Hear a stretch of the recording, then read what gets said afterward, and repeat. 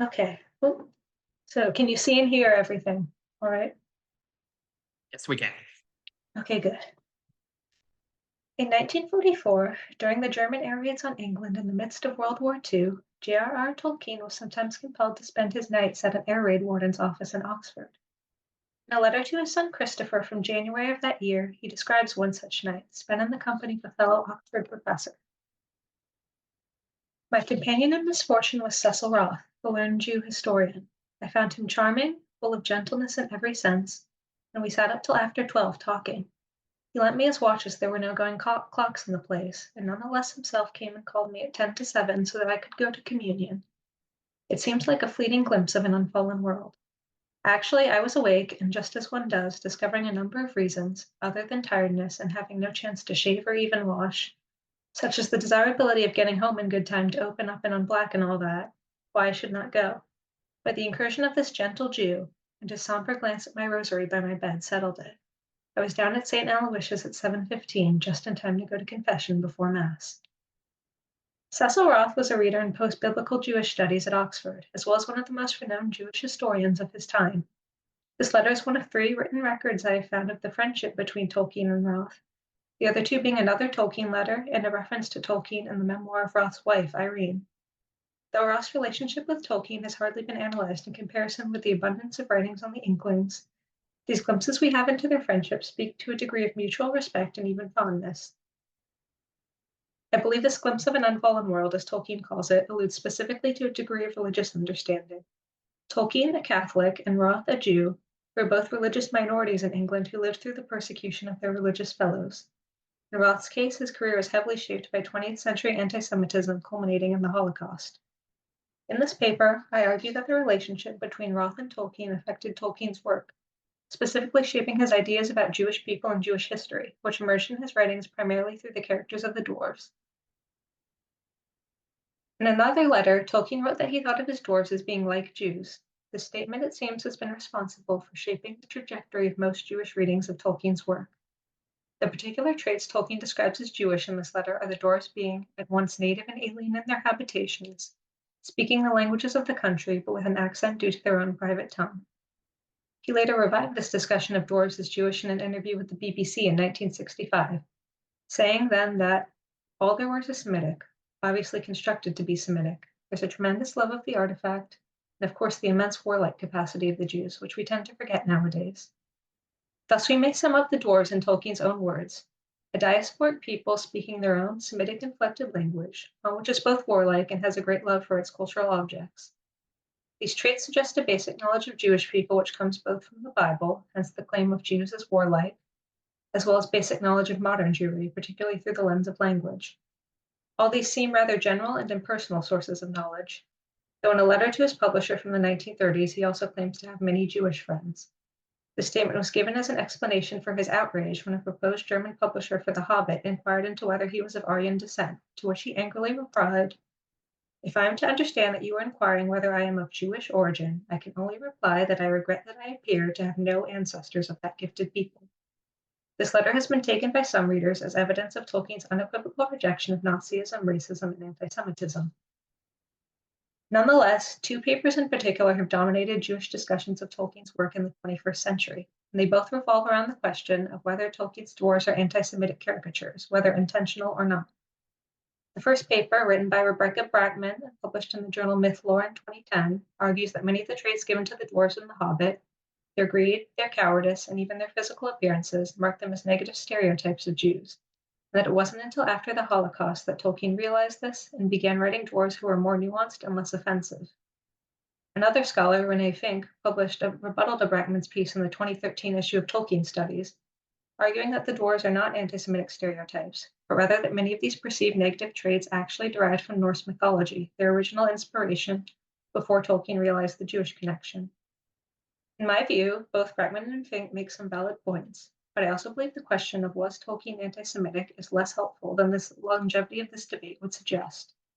If the question is one of authorial intent, we simply cannot know exactly what Tolkien thought at any exact moment in his writing process. And even if we disregard the question of intent to focus solely on the texts themselves, looking for evidence of anti-Semitic stereotyping, or lack thereof, narrows the way we discuss the dwarves to just this one issue. The question I would like to ask now is, what else might dwarves and Jews have in common? What other sources might Tolkien have drawn from? One possible answer is Cecil Roth, and how his life, work, and general outlook toward being Jewish may have influenced Tolkien. In order to contextualize Roth's work, we must first briefly discuss the history of Jewish studies as an academic discipline. Jewish studies was only institutionalized as a field of study at major European universities in the late 19th century. In that century, German Jews of the Enlightenment had founded a new approach to studying Judaism, not as religious devotees, but with the same scientific scrutiny applied to other academic disciplines, in a movement they termed Wissenschaft des Judentums, the science of Judaism. By the time Roth was born in 1899, it was still a relatively young field, and there were ongoing discussions among scholars about what it should be and what place it had in the university system. The 20th century Jewish historian Yosef Yerushalmi argued that Wissenschaft marked a turning point in Jewish history writing, which was for the first time divorced from religious writing. He wrote, "For the first time it is not history that must prove its utility to Judaism, but Judaism that must prove its validity to history by revealing and justifying itself historically." However, another famed Jewish historian named Salo Baron pushed back against the idea that the Enlightenment and Wissenschaft liberated the Jews. In his famous 1928 essay, Ghetto and Emancipation, Baron lamented a certain approach to the study of Jewish history, which he called lachrymose. That is, the idea that Jewish history had been nothing but suffering up until the Jews were supposedly liberated in the 19th century. He argued that Jewish life in the Middle Ages and the Renaissance was not all pain and suffering, nor was citizenship a universal good for the Jews, and that Jewish history writing should reflect that. In 1938, Cecil Roth was made a reader in Jewish studies at the University of Oxford. Roth, like Tolkien, was an Oxford graduate and a veteran of World War I, who later returned to the university to teach there. He was a prolific writer and art collector who, according to some estimates, published more than 600 books and articles in his lifetime. He was also a world traveler, dividing most of his time between England, the United States, Italy, and Israel. Jewish organizations around the world commissioned him to speak at their meetings and conferences and to write articles for their publications. His main area of expertise was the Italian Renaissance, though he was knowledgeable about the breadth of Jewish history and wrote a number of general histories, as well as socialized with many of the most influential Jewish thinkers of his time, including the aforementioned Yerushalmi and Baron. It was two of his general histories, A Short History of the Jewish People, published in 1936, and The Jewish Contribution to Civilization, published in 1938, which became his most famous works. These two books are especially notable for having been written under the shadow of rising Nazism in Europe, which may account in part for their fame, but he also wrote multiple histories of Italian and British Jews, analyses of Jewish art, and biographies of famous Jewish historical figures, such as Manasseh ben Israel and Donia Gracia Nasi, to name just a few prominent examples of his interests. After he left Oxford upon his retirement, he devoted the last few years of his life to being the editor-in-chief of the Encyclopedia Judaica, a 22-volume work which covered a wide variety of topics related to Jewish history, culture, and religious practice. If Baron complained that many studies of Jewish history were lachrymose, Roth's approach to Jewish history was not. In his work, he often emphasized the great contribution that Jewish people made to society, arguing that Jewish contributions form the bedrock of much of European society in particular, in a sense taking up the same mission Yerushalmi described in his 19th century predecessors. In his introduction to the Jewish contribution to civilization, Roth stated outright that the book was an answer to anti-Semites who alleged that the Jew is essentially a middleman who has produced nothing, and that the influence which he has had on the world's culture during the past 2,000 years has been entirely negative, if not deleterious. It was transparently an answer to the claims made by Hitler in Germany, and perhaps indirectly a plea to the rest of Europe to see Nazism for the absurdity that it was. Even after the war, though, his insistence on the importance of Jews to European culture did not waver. His book, The Jews and the Renaissance, published in 1959, has been criticized as idealistic in its portrayal of Jewish-Christian relations, which, with its emphasis on Jewish cultural contributions, an understatement of the power imbalance between the two groups. If Roth was overly insistent on the positive impacts of Jewish people, it's difficult to blame him. The memoir of his wife is full of anecdotes about friends lost to the Holocaust, meetings with survivors, and a few instances of anti-Semitism that Roth himself had to face from fellow Oxford professors. Roth was a proud British Jew, but his work and politics were greatly impacted by the war, and he eventually left England upon his retirement from Oxford to divide his time between New York and Israel for the remainder of his life. Because the written records of Roth's relationship with Tolkien are so few and so brief, it is hard to say how close their friendship was or how much Tolkien knew of Roth's work or beliefs. We do have some inkling of the topics they discussed from Tolkien's second letter mentioning Roth. This came nearly 30 years after the first, in June 1971. In this letter, Tolkien answers a reader inquiring about the history of the name Gamgee, who evidently told him that he found the name in a historical book about Birmingham Jewry. In his response, Tolkien notes the French origin of the name, saying that it could plausibly be a Jewish name as well, as we now associate Jewish names largely with German, and with the colloquial Yiddish that is predominantly German in origin. But the lingua franca of medieval Jewry was, I was told by Cecil Roth, a friend of mine, of French or of mixed French Provençal character. This tells us two things about Tolkien and Roth's relationship. First, the date of 1971 is important. Roth retired from Oxford in 1964 and died in 1970, so most likely the conversation Tolkien recalls here took place years earlier. This suggests that their relationship had a lasting impact on Tolkien. Secondly, it shows that they discussed shared passions of theirs, medieval history and language. That these two languages, French and Provençal, stand out in Tolkien's mind points to his remembrance of Roth's interest in Jews as active members of European society. The two languages, Judeo-French and Judeo-Provençal, demonstrate the mixing of Hebrew with European majority languages, thus implying regular linguistic contact between Jews and Gentiles. Similarly, the geographic area that these languages covered, modern France and the Rhineland in modern Germany, was one of great Jewish civilization and learning during the Middle Ages, especially in terms of biblical and Talmudic scholarship, but also in terms of secular literature. If Tolkien and Roth discuss medieval Judaism, Tolkien is probably familiar with Roth's view of Jews as a group of active and enthusiastic participants in European culture, even in spite of great adversity. The mixing of peoples of different races and cultures comes to the fore in Tolkien's work as much as in Roth's. Disregarding debates about Tolkien's personal feelings or prejudices, there are two other ways we might discuss the dwarves in his work. One is how they view themselves, as evidenced by their own speech and songs. The second is how other characters view them, this latter group involving most prominently elves, but also hobbits, wizards, and men. Just as Roth struggled as an academic to shape the way that the wider public viewed Jewish people in the face of anti-Semitism, so there seems to be a fundamental disconnect between how Tolkien's dwarves perceive themselves and how others perceive them. And like the Jews in medieval Europe, much of the hostility affecting interrace relations between dwarves and others revolved around money, specifically claims of greed and economic duplicity. Tolkien was no doubt aware of this. Combined with his personal friendship with Roth, who he described as gentle above all else, perhaps the difference between self-perception and the perceptions of others is one he had in mind when writing the dwarves. When dwarves are described by non-dwarves, it is almost always in terms of their love of wealth, their economic activity, and the results thereof. I would argue that there's always a note of hypocrisy in these descriptions. The narrator of The Hobbit calls the dwarves a calculating folk with a great idea of the value of money. But at the same time, he notes the greed of others as well, most especially the Elf King, but also the Master of Lake Town and, briefly upon seeing the Arkenstone, Bilbo himself. Meanwhile, the dwarves' own stories and songs note that men and elves benefited from their crafts, which they made for ancient king and elvish lord, and their suggestion throughout the Legendarium that wherever dwarves set up homes, the people around them prospered as a result. In The Lord of the Rings, Gandalf states that the destruction of Moria was due to the fact that the dwarves delved too greedily and too deep for Mithril, though he also notes that all folk desired it, and that it benefited the elves with whom the dwarves traded as much as it did with the dwarves themselves. In the Silmarillion, disputes over the ownership of the now Glimmer led to the murder of Thingol, perhaps the most ultimate source of the long animosity between the elves and the dwarves. However, greed and animosity is not one-sided, and is fueled just as much by the pride of Thingol and the oath of Feanor as by the dwarves themselves. In all three books, the most greed and malice the dwarves ever display over gems is when there's some enchantment besides monetary value or more.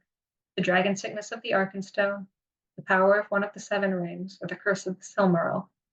These are not weaknesses to which dwarves are uniquely subject, yet in a story world where the dominant narrative perspective is that of hobbits and elves, the greed lies on the dwarves as a stereotype more than on any other race. But in instances where we do get a glimpse of the dwarves' perspective, there are notable differences. First and foremost, that the dwarves always describe their work in terms of artistry and craftsmanship rather than monetary or economic value. The songs of the dwarves are about gold and gems, but more specifically about the craftsmanship involved in working with them, catching the light of the sun, moon, and stars within them, and the magic spells which imbue their crafts. Too great a love of craft can become a grave flaw, as many of Tolkien's stories make clear, but evidently dwarves do not perceive this as an inherent part of their character. Perhaps the two most telling accounts of dwarvish character are in The Lord of the Rings. According to Glowin's report to the Council of Elrond and Sauron's attempt to win help from the dwarves, Sauron failed to tempt them with the promise of more rings to replace the 7 that had been lost. An Appendix F later confirms that the dwarves are at least partially immune to the effects of the rings. It is instead the allure of Moria that proves a greater treachery to the dwarves, not simple wealth or power, but the ability to return to their ancestral homeland.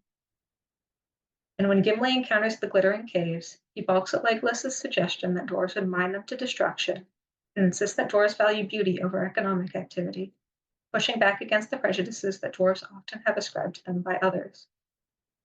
Even in the Silmarillion, which paints arguably the least flattering picture of the dwarves, many befriend and fight alongside the elves against Morgoth, and those that genuinely hate the elves, such as Mim, cite their dispossession of wealth and territory by the elves as the reason for their hatred. When Tolkien paints a picture of his dwarves, that picture is not monolithic. Dwarves of different families vary from one another in character, and if the whole race is looked down upon by others, Tolkien suggests that at least in some instances it is not deserved.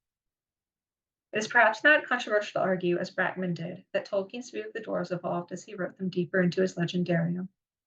The exact point at which he began to associate them with Jews is unknown, but based on the timing of the statements he has made about the matter, I would argue that it was probably after The Hobbit, possibly upon realizing that he had written a dispossessed, diasporic society struggling to make their way in a hostile world.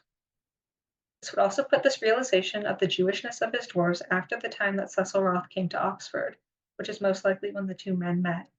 It is as the dwarves grew in Tolkien's work that they took on more ingrained traits that find echoes in Cecil Roth's life and work. His desire to prove the worth of the Jewish people in the face of Nazism, a parallel to the often embattled and misunderstood dwarves. Roth's Zionism, alongside the dwarves' continual questing to return to ancestral homelands.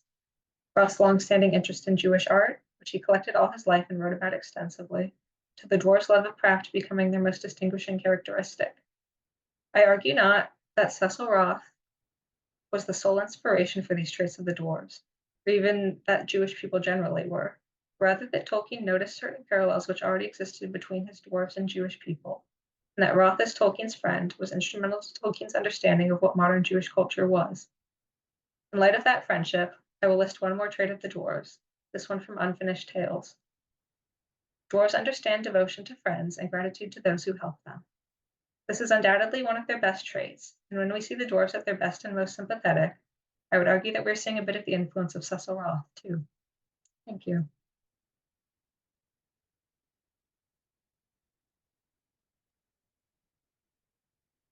Right. Thank you very much, Brianna. I think that was a great, sort of teasing out some of the possible resonances between these two, Oxford professors and thinkers of the mid-20th century. Um, I'm really intrigued by your sort of drawing out how the view of dwarves diegetically is as greedy or obsessed with the work of their hands is something that's expressed by non-dwarvish peoples as a prejudice. You did go into that a bit, but that I found that a particularly, having done some work around the what Don Walsh-Tumma has called narrative bias, right? The narrative bias of Tolkien's narrators. I wondered if you wanted to expand on that a little bit.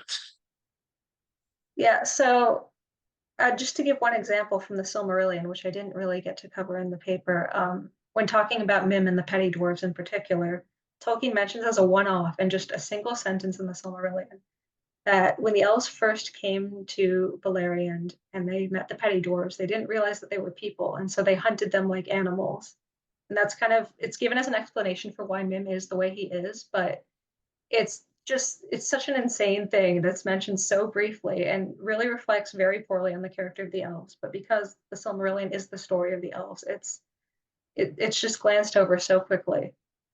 And that kind of narrative bias is kind of typical of pretty much all of Tolkien's works outside of specific instances where we see the dwarves in kind of their own environments and their own songs or just talking about themselves. That's a great example. The truism that history is written by the victors, and in this case, the elves were decidedly the victors in that confrontation. Yes, the Druidine get the same treatment somebody mentions in the chat for a very sort of different cultural grouping, racial grouping, et cetera, et cetera. If there are other questions you have, please drop those in our Q&A. Is there, since we don't have any emerging questions, is there anything you really wanted to put in the paper but didn't have a chance to, Brianna, that you'd like to share with the group since you've got a little bit of extra time?